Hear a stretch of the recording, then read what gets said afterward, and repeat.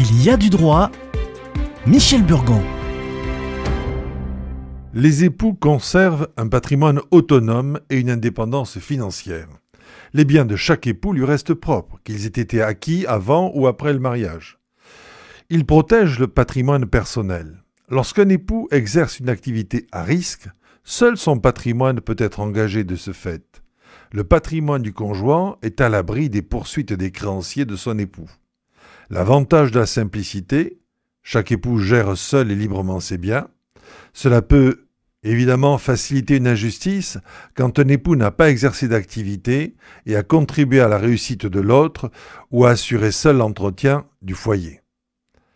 Il n'existe pas de masse commune de biens.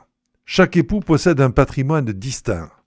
Il est titulaire d'un droit de propriété exclusif ainsi que sur les gains et revenus. Les époux peuvent acquérir des biens en commun sous le régime de l'indivision.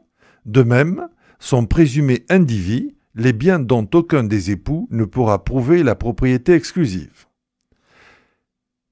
Étant seul propriétaire de ses biens propres, chaque époux peut disposer librement de ses biens, les administrer et les vendre sans que l'accord de son conjoint ne soit nécessaire. Un époux ne peut s'ingérer dans la gestion des biens de l'autre sans son consentement, quand bien même sa gestion serait critiquable, sauf bien sûr si les biens sont indivis. Seul le logement de la famille et ses meubles sont soumis à un régime de protection. L'époux propriétaire ne peut en disposer sans l'accord de l'autre.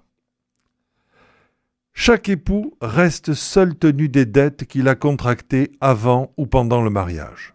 Toutefois, le régime primaire impératif à tous les époux mariés, quel que soit leur régime, prévoit la solidarité des dettes ménagères et ils seront tenus solidairement des dettes contractées par l'un ou l'autre pour les besoins du ménage.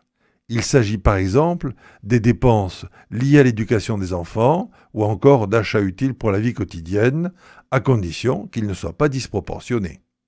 De même, chaque époux pourra ainsi se voir réclamer le paiement des cotisations sociales ou du loyer dû par son conjoint. Enfin, les époux peuvent toujours décider conventionnellement de contracter une dette de manière solidaire et dans ce cas, ils seront tenus au remboursement. Quelles incidences aura la dissolution du régime matrimonial ?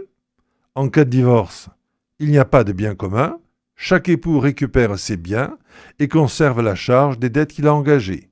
En cas de conflit sur l'attribution d'un bien propre, l'époux propriétaire devra rapporter la preuve de sa propriété, sinon le bien sera considéré comme indivis. En cas de décès, le survivant, en l'absence de bien commun, pourra prétendre à une part des biens de son époux seulement selon ses droits successoraux ou testamentaires.